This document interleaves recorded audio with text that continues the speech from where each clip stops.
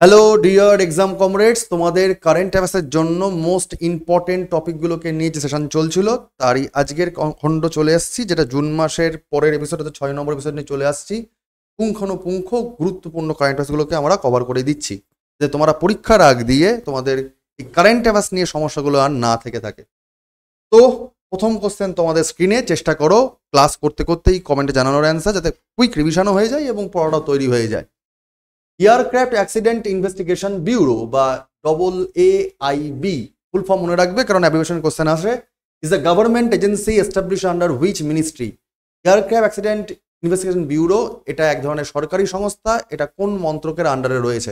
Option A ministry of home affairs, option B ministry of civil aviation, option C ministry of defence, আর option D ministry of science and technology.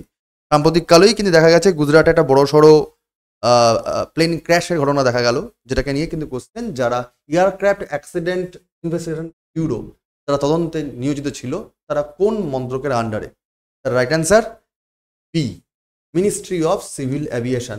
Ministry of civil aviation, বেসামরিক বা civil aviation ministry বা বেসামরিক বিমান পরিবহন মন্ত্রণালয়ের আন্ডারে পড়ছে। এই যে সম্প্রতি বিমান দুর্ঘটনা তদন্ত ব্যুরো, যা বোয়িং 787, এটাকে মনে রেখে দিও, পরীক্ষার জন্য লাগবে, যে কোন ধরনের প্লেন ক্র্যাশ করেছে। বোয়িং 787 এই জড়িত যে একটা দুর্ঘটনা ঘটলো, যে এয়ার ইন্ডিয়া ফ্লাইট AI-17, তার তদন্ত কার্য শুরু করে দিয়েছে এটা।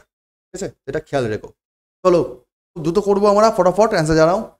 তোতাপুরি ম্যাঙ্গো, সাম্প্রতিককালে তোতাপুরি ম্যাঙ্গোর মার্কেট ভ্যালু, বিজনেস করা রাজ্যগুলোর মধ্যে কি করে লেনদেন করবে সেটাকে নিয়ে যথেষ্ট রকম আন্তঃরাজ্য সমস্যা দেখা দিয়েছিল। এই কারণেই কিন্তু এটা খবরে এসছে।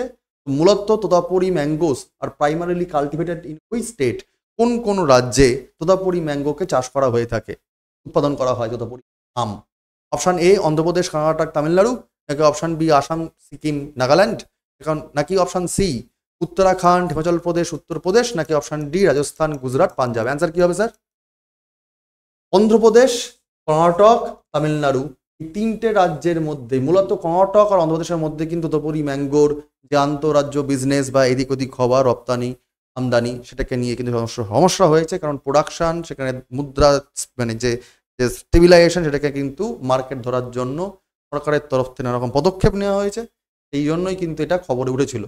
তো রাইট অ্যান্সার হচ্ছে অন্ধ্রপ্রদেশ, কর্ণাটক, তামিলনাড়ু। ঠিক, তোমাদের সেই সমস্ত বিষয়ে কিন্তু সমস্ত নোটপত্র এক্সপ্লেনেশন দেয়া থাকছে। দয়াপূর্বক তোমরা একটু দেখো, ডেসক্রিপশন বক্সে দেওয়া আছে টেলিগ্রাম গ্রুপের লিঙ্ক, সেই লিঙ্কে জয়েন করে যাও। প্রতিটি ক্লাসের পর তার PDF নোট ওই গ্রুপে পড়ে যায়। চলো চলে যাই আমরা পরের কোশ্চেনে। What is the name of India's first agentic AI system developed by প্রুতিয়াম স্টার্টআপ?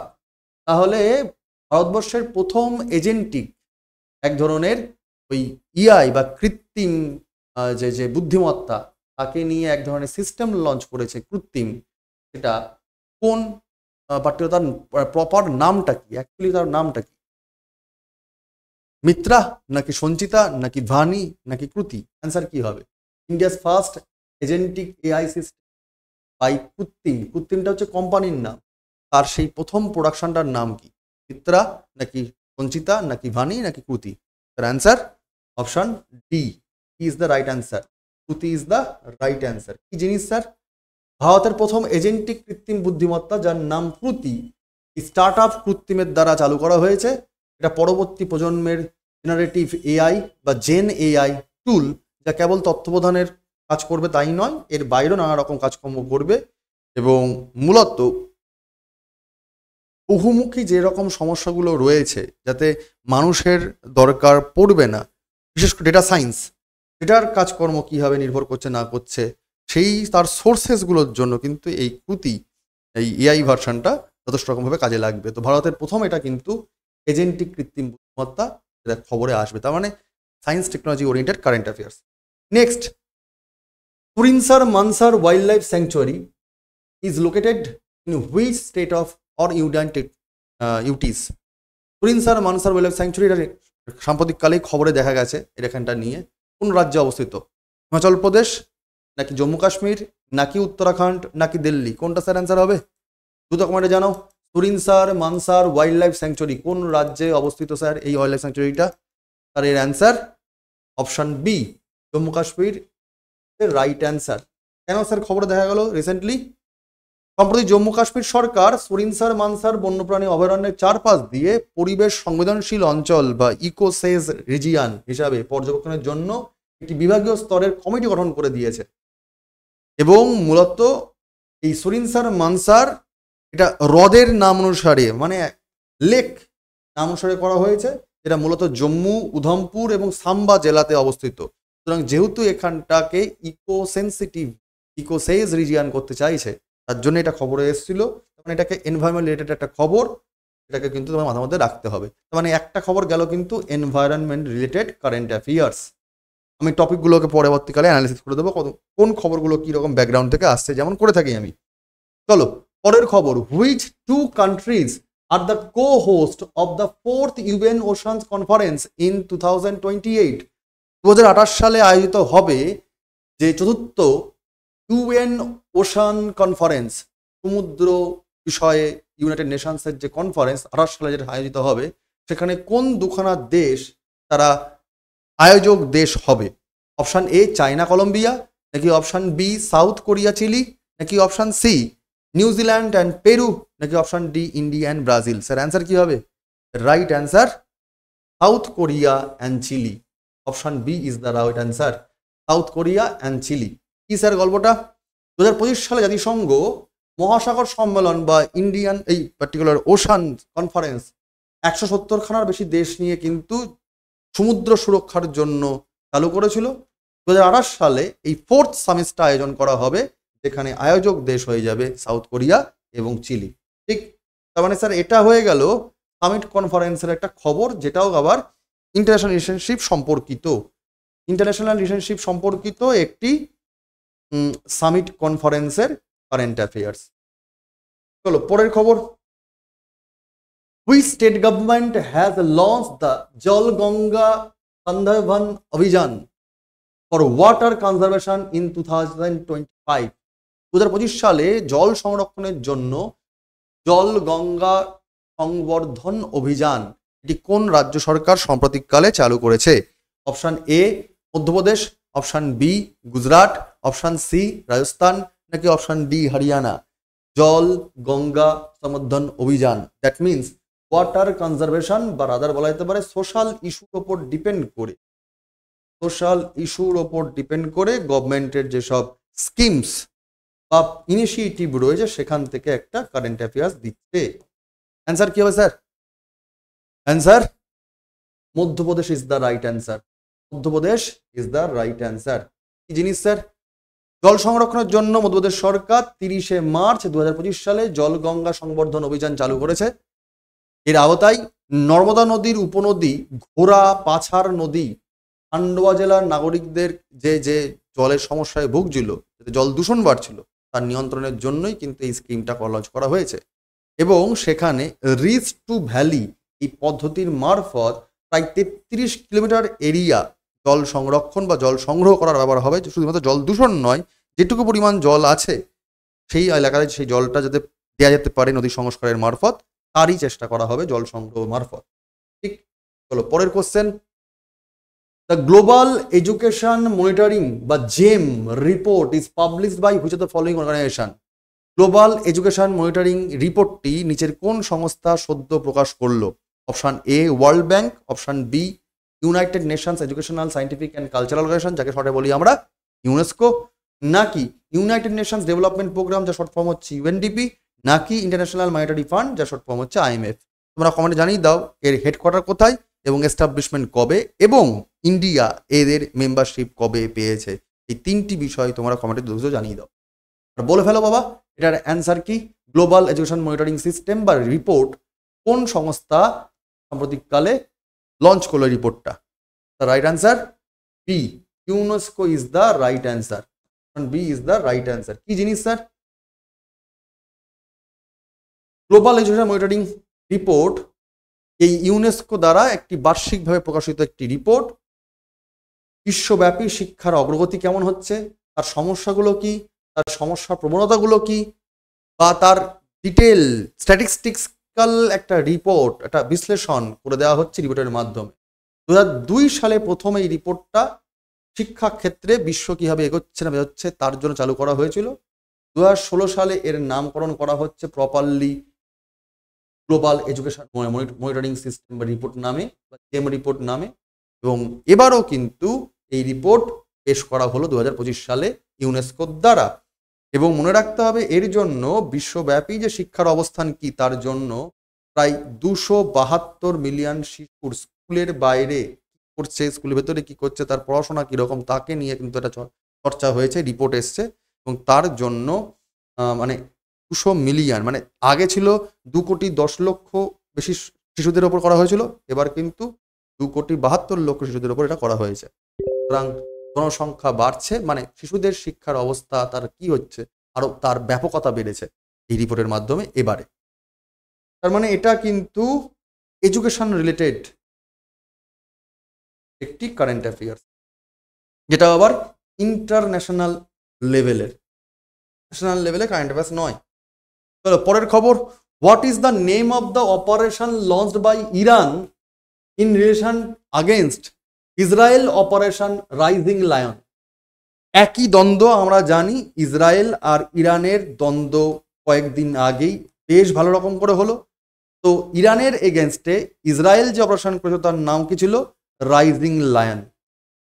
প্রশ্ন করেছে এর পাল্টা দেওয়ার জন্য ইরান যে অপারেশন করেছে তার কি নাম? খুব পপুলার কোশ্চেন, পারা উচিত, ডিফেন্সের খবর বা রাদার বলা যেতে পারে ইন্টারন্যাশনাল ইস্যুর একটা খবর। এটা পরীক্ষার জন্য খুবই ইম্পর্টেন্ট। বলো স্যার অ্যান্সার কি হবে?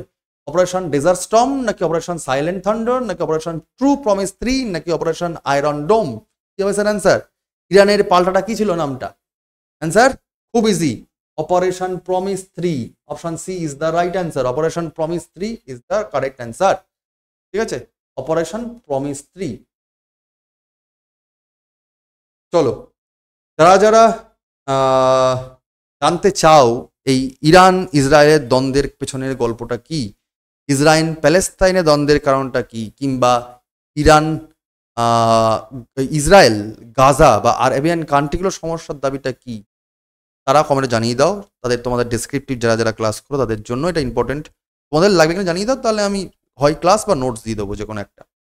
তোমরা বলবে ক্লাস চাই, বুঝতে চাও, নাকি নোট দিন তোমরা চাও, তোমাদের লাইফ তোমরা কি চাও বোঝে নিও, বলে দিও আমাকে, কমেন্টে জানিয়ে দিও।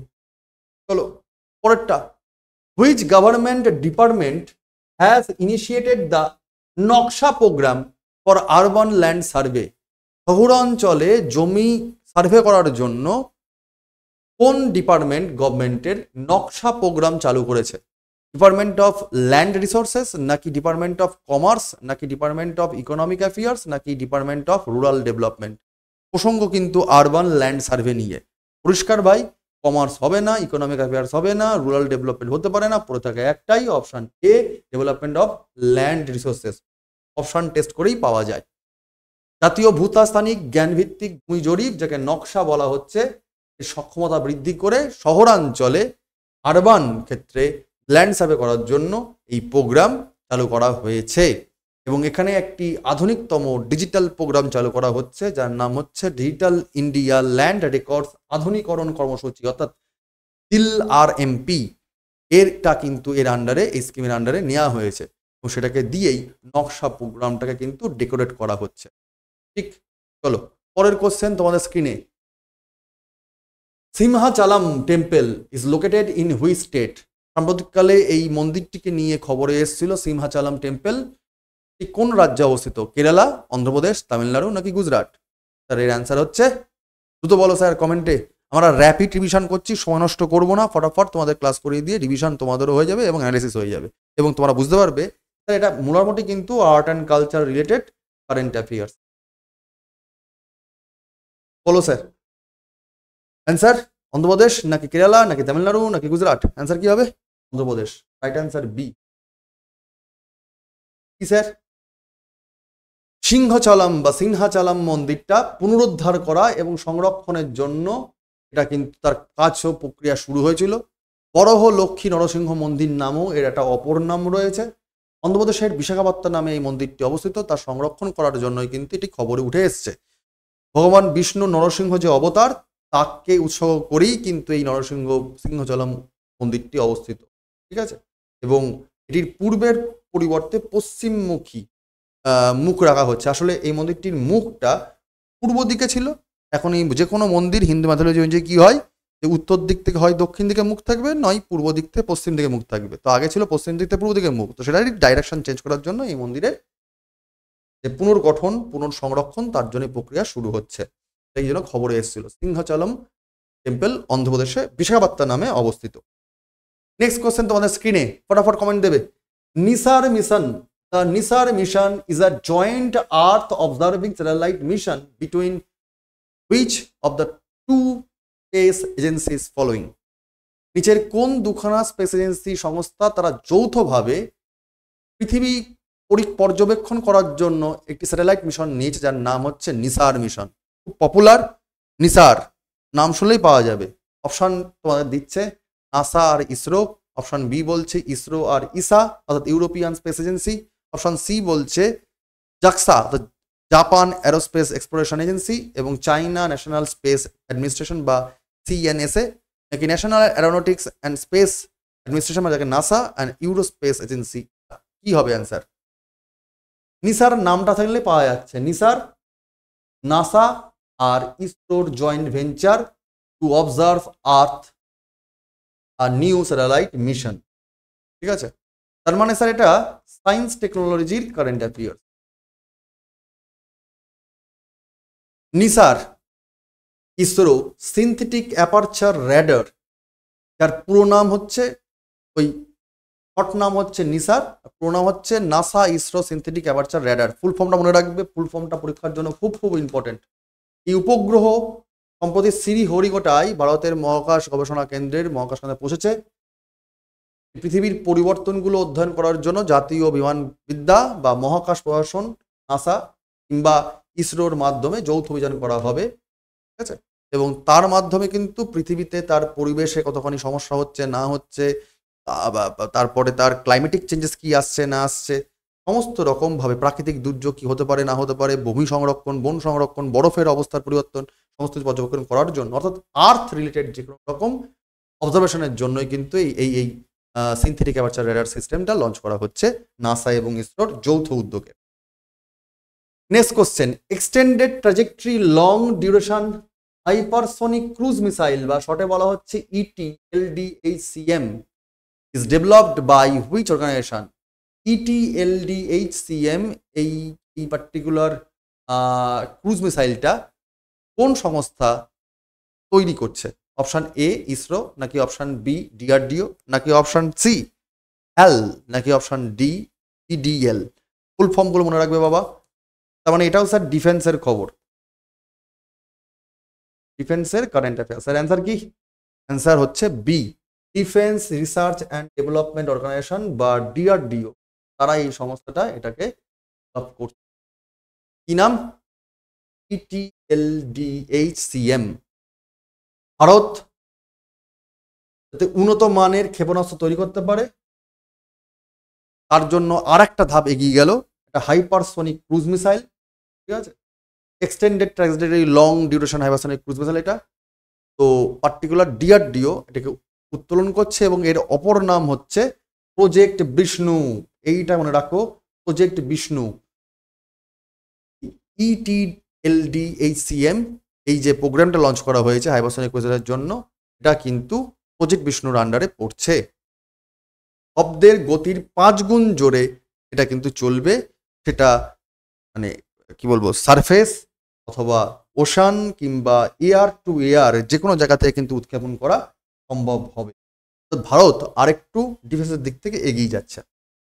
পরের question, what kind of disease is valley fever that was recently seen in news. সাম্প্রতিককালে ভ্যালি ফিভারকে দেখা গেল খবরে, এটা কি ধরনের একটা জ্বর ভ্যালি ফিভার?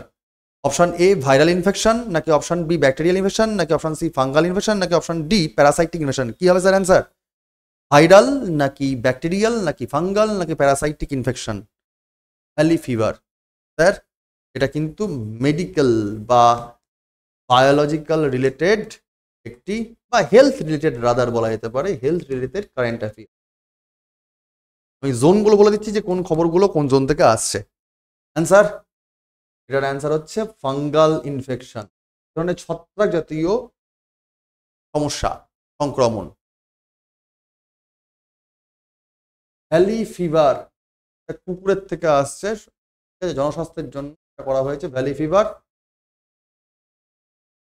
কক্সিডোমাইটোমাইটিস মাটিতে পাওয়া এক ধরনের এই জীবাণুর থেকে, ছত্রাকের থেকে ছত্রাক সংক্রমণ হচ্ছে। মূলত কোথায় হচ্ছে স্যার? এটা প্রশান্ত মহাসাগরীয় উত্তর পশ্চিম অংশে বা দক্ষিণ পশ্চিম মার্কিন যুক্তরাষ্ট্র, মেক্সিকো, মিডিল আমেরিকা এবং দক্ষিণ আমেরিকায় কিন্তু এই ছত্রাকটা সাধারণভাবে পাওয়া যায়।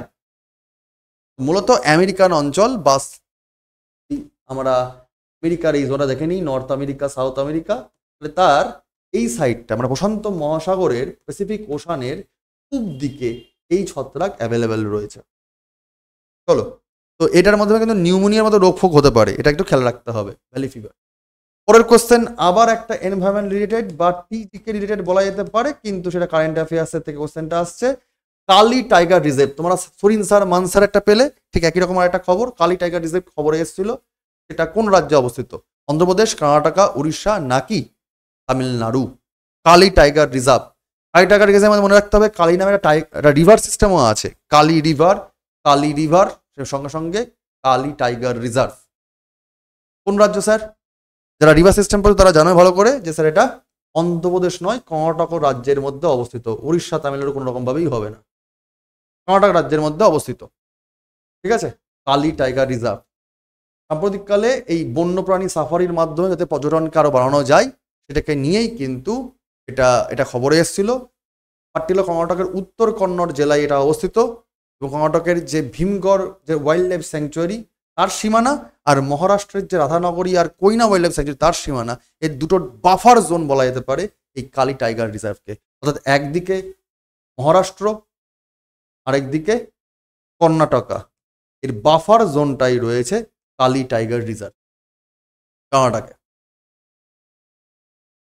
অ্যান্ড লাস্ট কোশ্চেন আজকে, two new earth worm species Kanchuria tripuraensis and Kanchoria priyasankari were recently discovered in which of the state? Assam, Sikkim, Tripura, Arunachal Pradesh. দুই ধরনের কীট পতঙ্গ পাওয়া যাচ্ছে, যার নাম হচ্ছে কাঞ্চরিয়া ত্রিপুরানেসিস আর একটা হচ্ছে কাঞ্চরিয়া প্রিয়াসংকারী। এই দুখানা পতঙ্গকে কোন রাজ্যে দেখা যাচ্ছে বলো? আসাম, সিকিম, ত্রিপুরা, অরুণাচল প্রদেশ। নামের মধ্যে স্যার হিন্টস রয়েছে,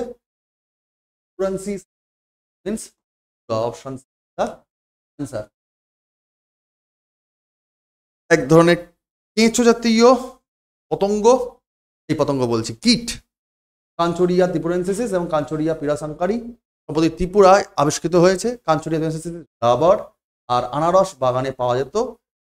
এটা এই এলাকায় মূলত বিশেষ করে চাষের এলাকা, সেখানে এটা পাওয়া যায়।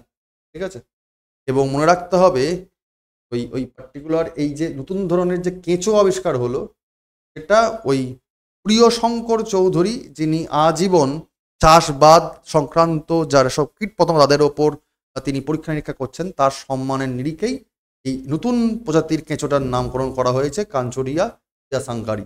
ঠিক আছে, তো এইটা রিসেন্টলি ত্রিপুরা অঞ্চলে পাওয়া যাচ্ছে, তার মানে এটাও এনভায়রনমেন্ট রিলেটেড কারেন্ট অ্যাফেয়ার্স। ঠিক, তো কোনটা কোন ক্ষেত্রের কারেন্ট অ্যাফেয়ার্স তার সরাসরি অ্যানালিসিস করে দিলাম।